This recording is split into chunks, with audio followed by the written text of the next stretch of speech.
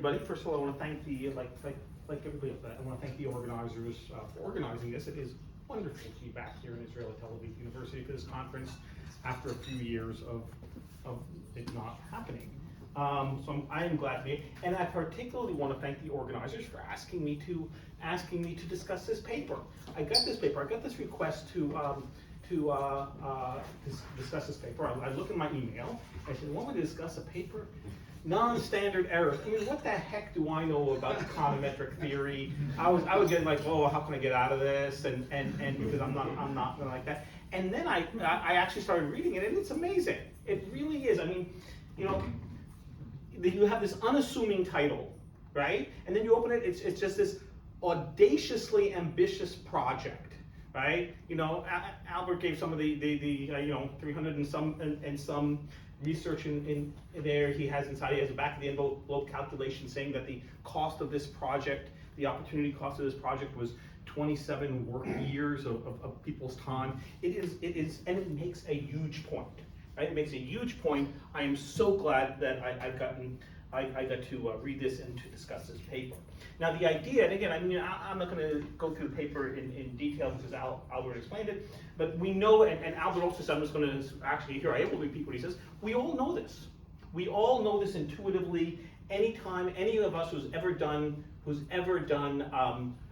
empirical work knows that the results depend on the decisions that you make about how to model, which data to use, exactly how to do the work, right? We all know this intuitively, right? But here what we do what he's doing is he's documenting it, and he's documenting it, and he's quantifying it, and then he's trying to look cross-sectionally. Why is it some more, some less? So it was really wonderful for me to do it. And what it does is this paper is it challenges us.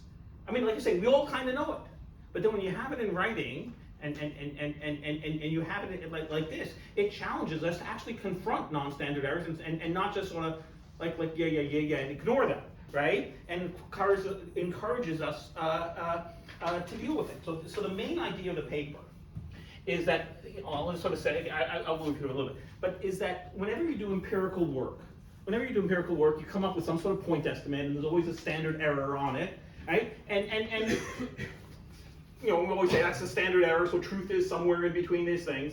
And I spent, like I was saying, maybe this goes to my comment about not being an econometrics expert, right? But I do remember the econometrics courses that I take with lots of theory and what are the distributional, the nature of standard errors and types of things, and lots of disagreement about exactly how you should do it. No, we need to do the Bayesian way of doing it, and this bias is this. But the bottom line is, we spend a lot of time and effort thinking about what's that point estimate, and then that confidence band. That is where truth is. Truth is in this confidence band, well, except in the tails, right? But that's where truth is. And the point here is like, what the heck are you talking about? This is where truth is, right? What about these non-standard errors? If someone else had written the same paper than you did, you say truth is there, someone else says truth is going to be over here. And so the point is that you have this other layer of error, right, just on top of this, which makes me wonder why we drive ourselves nuts about this, and we kind of ignore this, right? And the reason for the non-standard errors are things, you know, again, Albert touches is the modeling choices we do, the methodology choices, how you execute it. Andrew Gellman talks about this garden of forking paths that you can, so many different ways that you fork again and again and again. There's mistakes that people make, and you're not even including misconduct, right? And when we know misconduct is a thing, politics, okay? What is the effect of minimum wage on employment, right? The literature is bimodal on that, depending on what your politics are, right? What is the effect of gun control on violence, right? The literature is bimodal on it because of politics. It sort of shows us. And then, of course, publishing incentives. In our field, right, the incentives to actually get published, right? We know that one more journal of finance can well, what's the present value of one more journal of finance if it's pivotal, right? It can be, right? And we all know that there's, and again, even putting aside any of the misconduct type of things, right? But we all know how hard it is to do this. I kind of remember, I have a discussion with my co-author, okay, we're going to take the average of this. Okay, and I sit down to take the average, right? We don't want to take an average. Well, wait a second. Do we do the weighted average or the unweighted average? Weighted by what? oh, it's a ratio that we're taking an average of. Okay, so do I take the ratio and then average it, or do I sum up the numerators and sum up the non? And Gold gives you different things, and they have different interpretations, or sometimes theory doesn't tell you what is the right way of doing it. So there's so many, we all know this, right? We've all had it, but we never actually have been confronted with it, right? So the results are, I think the central result here, at least what I think the central result is that non-standard errors are pretty large, on the same order of magnitude or larger than the standard errors, depending on exactly what the question is. And there's a range of questions. Some you'd expect more. It depends a lot, for example, on the ambiguity of the question.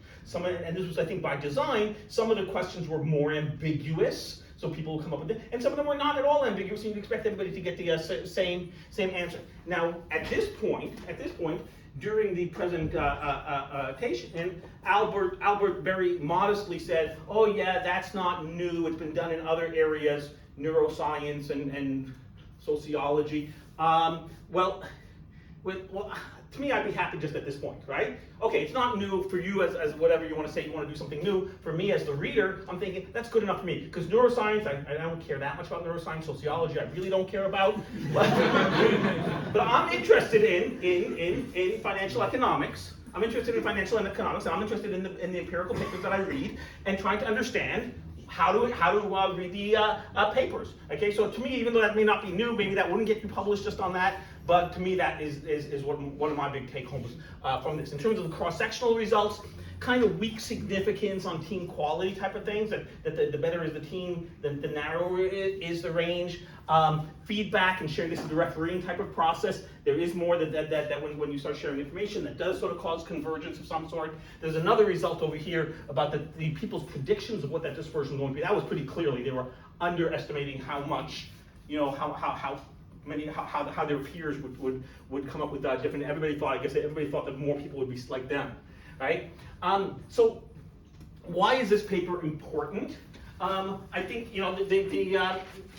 one of the main things is it's important because it tells us how to interpret empirical results. We see empirical results, please don't take that confidence band so seriously, right? You gotta think about these things, about how to interpret empirical results. And it also highlights a lot of problems we have in the profession, and again, Albert touched on these as well in the presentation, right? The replication crisis, right? And there is a replication crisis. Again, I know there's dispute about that, about whether or not there's a replication crisis in finance. Well, replication crisis, how many people are cheating? No, it simply means that if you do something and then I do something, yeah, we are going to get different results, right? So it doesn't necessarily have to be for any sinister reasons that we have problems with replication. Publication selection bias, right? You can only think where you get a null result. You get an insignificant result, don't get published, right? But if you have many different researchers all acting in good faith, come up with different answers, some of them will have statistically significant, and some of them will be statistically insignificant, and the statistically significant ones will get published. So again, so you get that, it sort of exacerbates that problem. Publication incentives I touched on before. The publication incentives in our business are huge. Replication incentives. Somebody does a paper, you want to do the same paper again, and very low incentives to do that. Well, this is telling you that maybe we should replicate it because we shouldn't believe the first thing that we see. On the other hand, though, the results of this paper, I think you have to take cautiously. They're limited, I should say, right?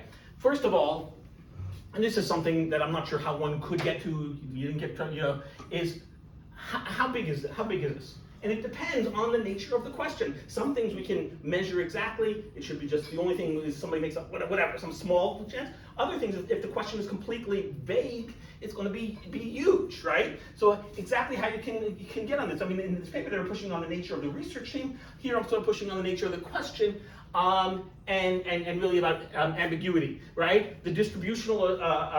When you take a look at the results.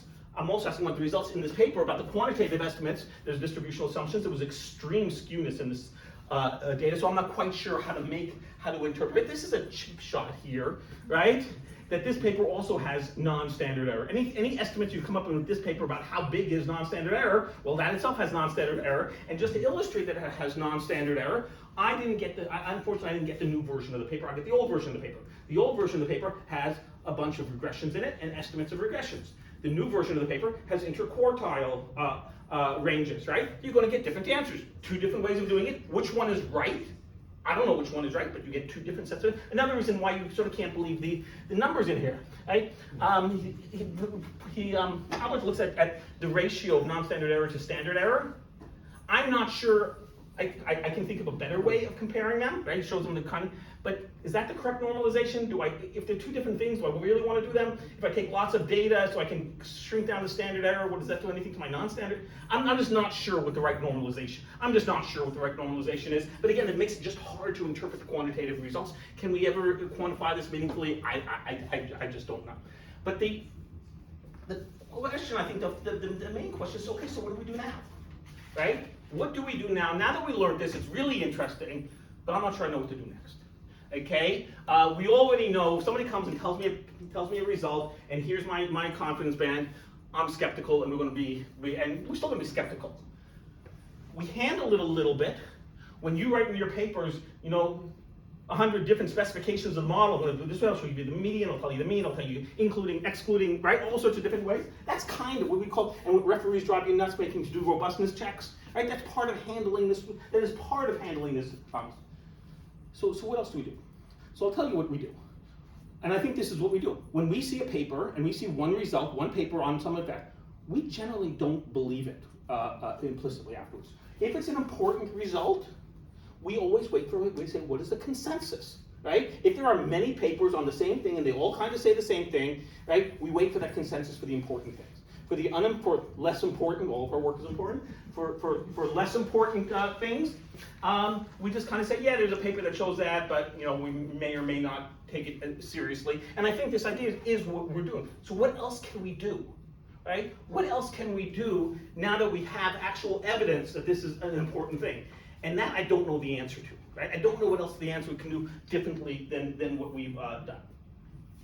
I just thought if I have time to make one last point, 1 minute for one last point, is, and this is something that I just sort of thought of more recently, is non-standard error a bad thing necessarily? And you think, like, you ask a question, you want the answer, and here's going to be all over the place. But sometimes if we say, oh, you know what, we want to beat out these non-standard errors, what that does is you're telling everybody, you got to do it the same way, and it takes away this idea of, hey, I have a creative new approach to it.